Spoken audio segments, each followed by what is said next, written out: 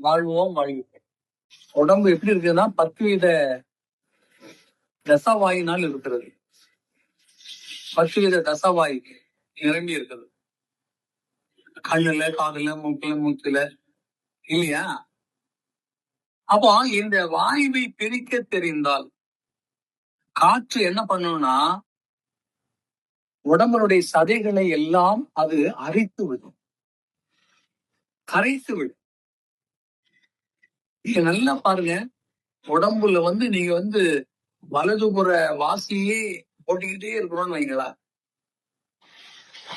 வலதுபுற வாசி அது அக்னி வாசி, சூரிய வாசி. இடதுபுறம் சந்திரனுக்குரிய அது குளிர்வார். அப்போ சூரியனிலேயே நாம ஓட்டிக்கிட்டே இருந்தோம்னு சொன்னா உடம்பு அப்படியே தேய்ந்து கொண்டே உடம்புல சதை பத்தா எலும்பு தெரியும், கால் எலும்பு, கை எலும்பு, மொட்டுக்கள் எல்லாம் தெரியும். சதை ஒட்டாது. சதை ஒட்டணும்னா இடது வாசியில் இருக்க வேண்டும். அப்பதான் சதை ஒட்டும். அப்ப அந்த சூரிய கலை ஓடுகிற பொழுது உடம்புல இருக்கக்கூடிய சதைகள் எல்லாம் அது என்ன பண்ணுதுன்னா கரைச்சிருது. சதையை கரைச்சாச்சு. இன்னும் மிச்சம் என்ன இருக்குது? எலும்பு இருக்கிறது இல்லையா? அப்ப நெருப்பு என்ன பண்ணுச்சுது? சதையை கரைத்தது. எலும்பை நீர் கரை. இந்த நம்மள்ட்ட இருக்கக்கூடிய 5 பூதங்கள் இருக்கிறது இல்லையா? மண், நீர், நெருப்பு, வாயு, ஆகாயம். இதுல மண் என்பது தசை, சதை. இதை மண்ணும் எலும்பும் அதை சார்ந்து, வெள்ளையும் சார்ந்து. இதுல மண்ணை நெருப்பு என்ன ஆயிரும்? அப்படியே. நீர் எலும்பை கரைத்து விடும். ஏன்னா நீர்ல என்ன இருக்குது? ஆசிட். நம்ம இன்னைக்கு கண்டுபிடிச்சிருக்கக்கூடிய மின்சாரம் எல்லாம் நீர்ல இருந்து வந்ததுதான். எலக்ட்ரானிக்ஸ் பவரா இருக்கு, எலக்ட்ரிக் பவர். நீங்க அந்த கரண்ட் டச் பண்ணீங்கன்னா தூக்கி வீசி உங்களால தாக்க முடியாது அந்த வால் டைம் பவர். அப்ப அந்த நீரை என்ன பண்ணலாம்னா அவர்கள் என்ன பண்ணுவார்கள்? தன் கண்ணில், நீர் எங்கெல்லாம் கட்டி இருக்கிறது, ஜலம் கட்டி இருக்கக்கூடிய இடங்கள் கண்ணில் தான். நீரினுடைய தன்மை கண். இந்த கண்ணில் இருக்கக்கூடிய நீரை கண்ணை இறுக மூடிக்கொண்டு உள்புறமாக செலுத்தி அந்த உடம்புல இருக்கக்கூடிய எலும்புகளை எல்லாம் கொஞ்சம் கொஞ்சமாக கரைப்பான். எலும்பை கரை. அப்ப கரைச்சு வரும்போது ஏற்கனவே சதையை கரைச்சாச்சு, இப்ப எலும்பையும் கரைச்சாச்சு. மிச்சம் என்ன இருக்கும்? என்ன இருக்கும்? சதையும் போச்சு, இதுவும் போச்சு இல்லையா? உள்ளே ஓடக்கூடிய இரத்தம், நிணநீர், அதுக்கு பிறகு ஆவிநீர்.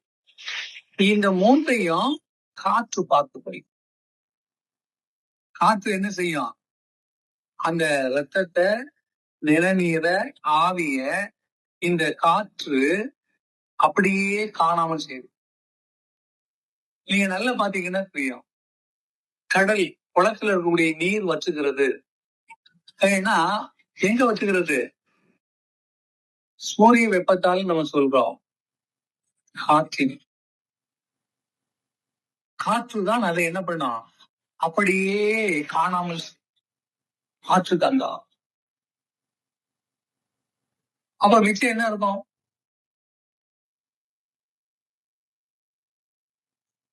எலும்பு சதை போயாச்சு, ரத்தம் இதெல்லாம் போயிடுச்சு இல்லையா? மீது என்ன இருக்கிறது? ரத்தத்தை, நிணநீரை, அதுக்கப்புறம் ஆவிய. இந்த மூன்றையுமே காற்று காணாமல் செய்துவிடும். இப்போ ஆகாயம் இருக்குது, உங்களுக்குள்ளேயே ஆகாரம் இருக்குது. அதான் சூட்சமம். மிகப்பெரிய மந்திரம் அதுதான். அந்த ஆகாயம் என்ன பண்ணும்னா உங்களுடைய வடிவ சக்கரம் இருக்கிறது. அதுதான் ஒரு பொட்டு தான், ஒரு பாயிண்ட். அதை வந்து டெவலப் ஆயிடும். உங்க உடம்புக்குள்ளேயே கூட ஒவ்வொரு திசுகளும் வெடித்து வெடித்து வெடித்து வெடித்து மல்டிபிள் ஆயிதான் பாடி நம்ம அப்படியே குண்டாகிறோம், வளர்ந்துகிட்டே இருக்கிறோம். அந்த ஆகாயத்தன்மை அதுல இல்லைன்னு சொன்னா அது செதறாது, வெடிக்காது, அப்படியேதான் இருக்கும். முதல்ல ஒரு தாயினுடைய கருவுல வரக்கூடிய அந்த ஒரு துளி நின்று அந்த ஆகாயத்தன்மையினால்தான் என்ன பண்ணுகிறது, மல்டிபிள் தன்மை பெறுகிறது.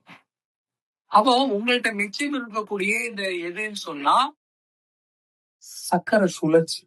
உங்களுக்குள்ள ஒரு சக்கரம் இருக்கு. அந்த சக்கரம் தான் உங்களை இந்த நிலையில் வைத்திருக்கு, நிற்க வைத்து, உட்கார வைத்து, ஸ்டடினஸா உங்களை வச்சிருக்கு. அந்த சக்கரத்தை அந்த ஆகாயம் அப்படி என்ன பண்ணிடும், இல்லாமல் இப்ப நீங்க ஒண்ணுமே இல்லைன்னு உடம்பை புரிந்தது. உடம்புக்குள் இருந்தது உடம்பை அழித்தது. நன்றாக ஞாபகம் இருக்கு. உடம்புக்குள் இருந்தது உடம்பை அழித்தது. நீங்க வெளியெல்லாம் போக வேண்டாம். இதுக்கு வேண்டாம், ஆசிட் வாங்க வேண்டாம், தூக்குல தொங்க வேண்டாம், நெருப்ப வைக்க வேண்டாம், மண்ணுல புதைக்க வேண்டாம். அவர்களுக்கு யாருமே தேவையில்லை. தங்களை தாங்களே மறைத்துக் கொள்வார்கள். சித்தர்களின் பெருமை. புகையில போயிருக்கணும், நெருப்புல போயிருக்கணும். ஏன் சொன்னா உயிரோடு உங்கள் மனம் சென்று விட்டது. அதனால உங்களுக்கு பயம் இருக்காது. நன்றாக ஞாபகம் வச்சு. உங்க மனம் எங்க போயிட்டு, உயிரோடு வெளியில இருக்குது. அதனால நீங்க என்ன பண்ணினாலும் அதுக்கு என்ன இருக்காது, பயம் வராது. இவர்கள் என்ன பண்ணுவாங்கன்னா அந்த நிலைக்கு போகிற பொழுது மனதை அப்படி ஒரு நிலையில் ஆக்கி கொள்வார்கள். அறிவோடு கலக்க வைத்து விடுவார். அப்ப அறிவோட கலக்கும் போது இந்த உடம்பையும் அப்படியே காணாமல் கரைக்கக்கூடிய அந்த நிலையை தான் வள்ளல் பெருமான் பண்ணார். நமக்கு மொத்தம் 7 பிரான்களை நான் உங்களுக்கு அறிமுகப்படுத்திருக்கேன், தெரிஞ்சதுதான் இல்லையா?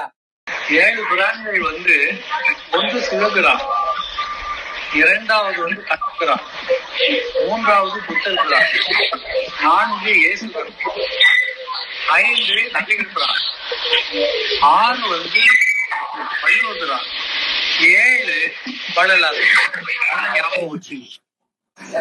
இப்ப இந்த பூமியினுடைய இந்த சூரிய சந்திர கோள்களுடைய இந்த சுழற்சி கட்டுப்பாடுகள், பிறவிகள் எல்லாமே இவர்களுடைய கண்ட்ரோல்ல தான். மண்ணுல மேல்நிலை கோள்கள் பார்த்துக்கிட்டு இருக்குது. இறை நோக்கி நம்ம பயணிக்கக்கூடிய பயணத்திற்கு இவங்கதான் சென்சார் போர்டு மாதிரி. நீங்க எந்த தத்துவத்தில் இருக்கிறீர்களோ அந்த தத்துவத்திற்கு தக்கவாறு இந்த 7 பேரும் உங்களுக்கு வழிகாட்டுவார். சிவன் வழியிலேயும் போகலாம், விஷ்ணு வழியிலையும் போகலாம், வள்ளலார் வழியிலையும் போகலாம், நீங்க சன்மார்க்கியாவும் இருக்கலாம். ஆனா எல்லாருமே என்ன பண்ணுவாங்க, ஒரு 7 நிலையிலிருந்து தள்ளி ஒரு நிலையில் தள்ளி விடுவார்கள். இந்த 7 பிரான்களும் அப்புறம் மெய்பிரான் வழிக்கு உங்களை தள்ளி விடும்.